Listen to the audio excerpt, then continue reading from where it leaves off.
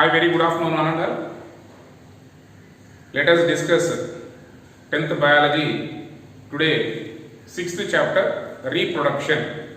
The tagline, the generating system.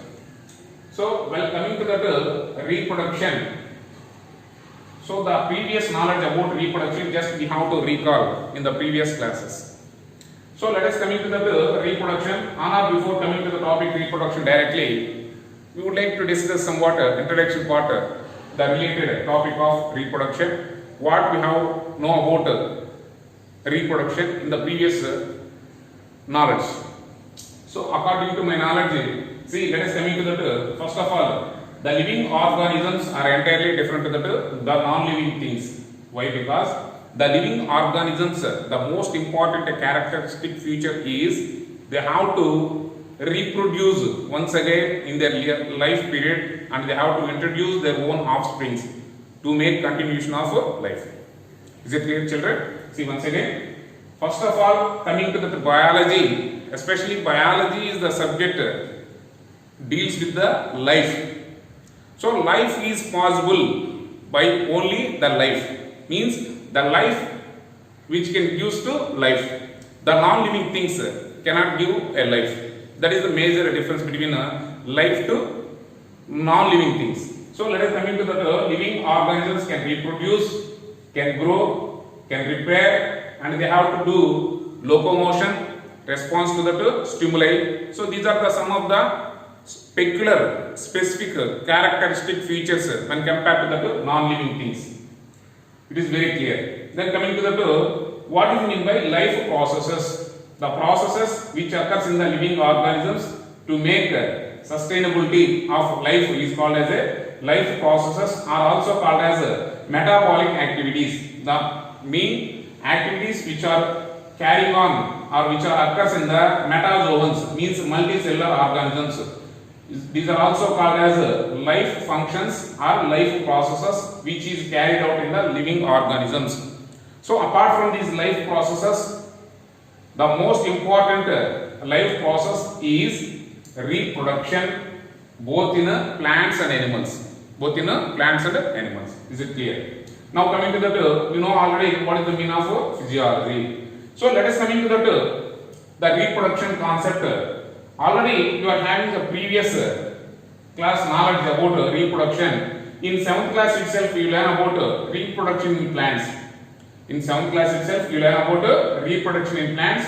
So in 7th standard you learn about how the plants can reproduce. What is meant by pollination? What is meant by self-pollination? What is meant by cross-pollination? What is meant by seed dispersal? What is meant by plant life cycle? What are the parts of the plant? So you are having some basic knowledge about this reproduction in plants. Is clear, children? Then when we are seeking the 8th standard, after completion of plants you learn about reproduction, then you learn that reproduction in animals. So in 8th standard, 4th chapter, already you studied in that 8th class reproduction in animals as a 4th chapter of 8th standard. So reproduction means once again the organisms can reproduce their own offsprings.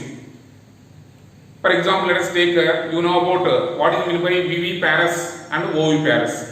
So oviparous in the sense the organisms which lays the eggs to convert their children. Those are called as oviparous, means the organisms which are laying the eggs. While coming to the viviparous, the organisms which are giving directly their young ones, directly their offsprings. These are called as viviparous. So apart from these oviparous and viviparous, you learn about the external fertilization and internal fertilization, sexual reproduction, asexual reproduction, so budding as well as grafting. You learn all these things in that 8th standard itself.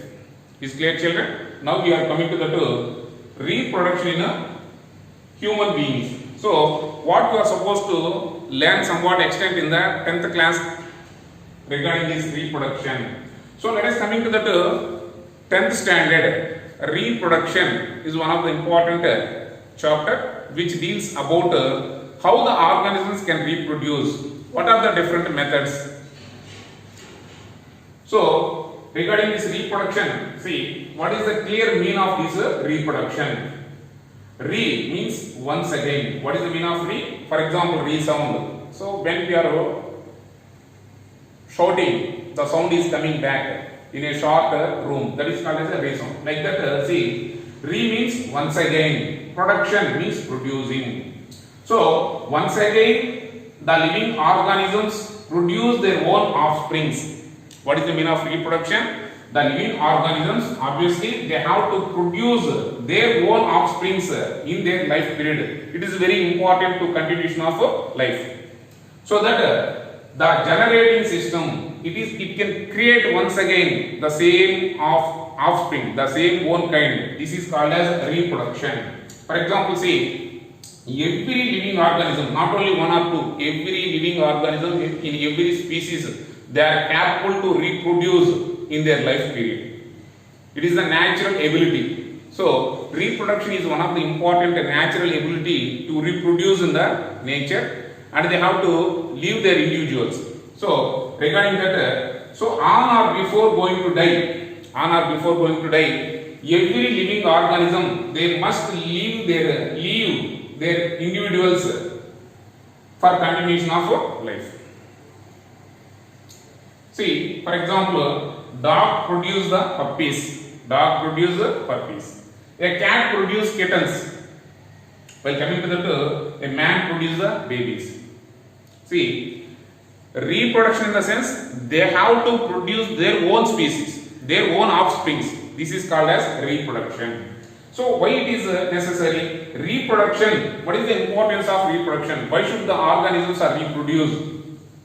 How they have to reproduce, that is the next question. Why? What is the importance of this reproduction? Why the living organisms are reproduced in their life period? So, the simple answer is reproduction is necessary for perpetuation, it's the case. Of course, without reproduction we can live our total life period. For example, see, as a human being, we are having the life period nearly 100 years, the maximum 100 years. So of course, due to that human activities and the natural calamities, the lifespan is reduced to 65 or 66. It is the maximum, of course. So what we are supposed to do is, on or before going to die, we have to leave our individuals. Why? Because every living organism, every species is having its own life period. So on or before going to completion of their life period, they have to leave their individuals to continuation of their life, to perpetuation of its race. Of course, without reproduction, we can live happily throughout our life. After completion of our life, there is no continuation of our species. So that reproduction is very important for perpetuation of its race.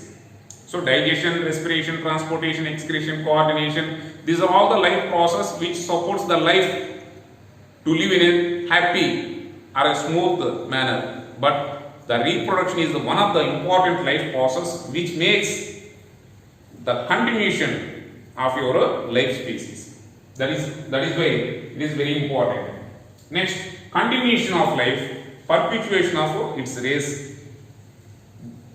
These are the two reasons it supports the reproduction.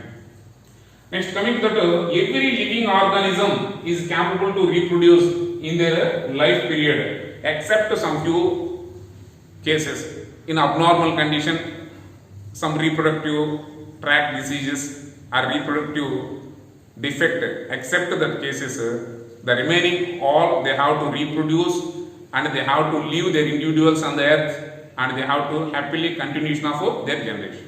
So I would like to give the introduction. So far I have to discuss about the brief account of reproduction and the why the living organisms can reproduce.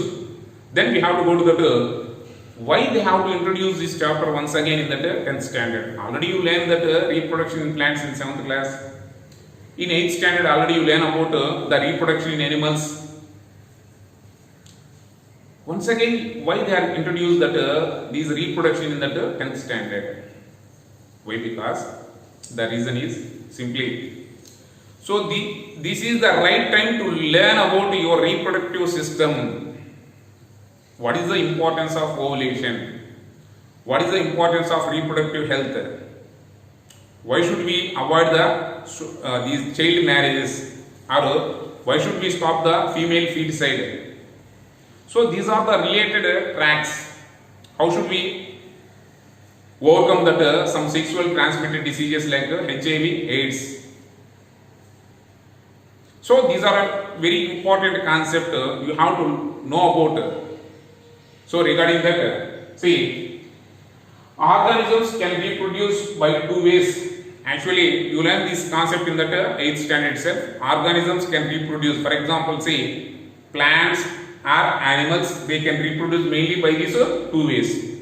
Obviously, for example, say plants, these unisexual plant, I mean that male plant produce the pollen grains, the female plant produce the ovules. Due to that seed dispersal or pollination by the friendly insects or wind or water. So these pollination agents which facilitate to pollination. This is called as cross pollination. While coming to that self pollination, within a flower, within a plant, the pollen grains are attached to that their stigma. This is called as a self pollination. So already we learn in that 7th class itself. Then why you have to go to the 10th standard? What you are going to supposed to learn? Somewhat extent. I mean that the structure of ovule, the structure of embryo sac. What is meant by actual fertilization? What is meant by double fertilization? The plant life cycle, asexual mode of reproduction in plants, parthenogenesis, vegetative propagation, natural vegetative propagation, artificial vegetative propagation. So these are all the methods you would like to know. So this is the important point I would like to discuss in this introduction part. Then coming to the animals. So as you know that the animals can reproduce by two ways. One is sexual mode of reproduction. The second one is asexual mode of reproduction. What is the meaning of sexual mode of reproduction? The sexual organisms, I mean that the male sexual organisms like the testes produce the sperms, as you learn in that 8th standard itself. So as like testes produce sperms, the female, the ovary produce the ovules. Ovary produce the ovules. Both the fusion of these male and female gametes means sexual part. These male gametes like sperm cells, the female gametes like ovules, both are fusion and they have to combine the two nucleus, male nucleus, sperm cell nucleus and the female ovum nucleus. Both the nucleus are fusion and they have to form to the zygote. Means n plus n, haploid number of single nucleus in sperm cell, haploid number of single nucleus which is present in the ovum, both are fusion and they have to form to the 2n condition, that is called as the diploid condition of zygote. Zygote further development, I mean that go through the cell division. By multiple cell divisions they have to multiply their cell number and they have to increase their size. Obviously when they are in aging, we are in a growing condition. So this is the way the organisms can reproduce and they have to grow up and they have to complete their life cycle. Sexual reproduction occurs in the higher animals. Higher animals means for example the human beings, I mean that mammals, I mean aves or birds, they can reproduce by this sexual mode of reproduction. Whereas coming to the primary organisms like protozoans, amoeba, uvula, paramecium, they can reproduce by simple method of binary fission. Means one parent is dividing into two daughter. For example, one parent amoeba which gives rise to two daughter amoeba. This is called as a binary fission. So children, this is the introduction part. Part 1 reveals about what is mean by reproduction, why the living organisms are reproduced, how the living organisms are reproduced, what is the importance in reproduction in the nature. These are the concepts we are going to discuss in this chapter. Next, Apart from this reproduction, sexual and asexual, the differences between the mainly sexual reproduction, asexual reproduction, both plants and animals. Then we come to the cell cycle, cell division. These are the concepts are very important in this chapter. Thank you, children. We will meet that next video. We are going to start the actual part of lesson in that next video. Thank you, children. Thank you very much watching this video.